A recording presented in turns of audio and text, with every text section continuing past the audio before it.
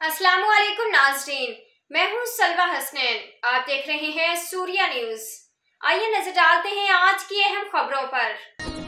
पिंड दादन खान से हमारे नुमाइंदे चौधरी मोहम्मद सलीम बागरी की रिपोर्ट के मुताबिक पिंड दादन खान में एहतजाजी मुजाहिरे और लोकल गवर्नमेंट के मुलाजमीन की तालाबंदी, टीचर्स महकमा माल में दिगर सरकारी मुलाजमीन का पेंशन फंड और दिगर मारात में कटौती के खिलाफ चौक मोहम्मदिया में एहतजाजी मुजाहिरा, रोड ब्लॉक करके स्टेज सजा दिया।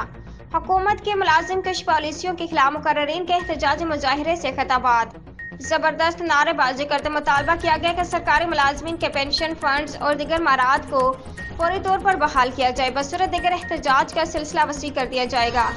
जबकि दूसरी जानिब चक मुजाहिद, दौलतपुर, ढोक, संदरान, पिंडी बख, चक, दानियाल, कोट उमर की आवाम का ज़ेरे तामीर नहर पर पुल न होने के खिलाफ एहतजाज। एक दर्जन के करीब देहातों के मकीनों का कहना था कि जलालपुर कंदवाल नहर की तामीर के बायस न सिर्फ आबादी बल्कि ज़ेरे काश्त रकबे भी तकसीम हो चुके हैं।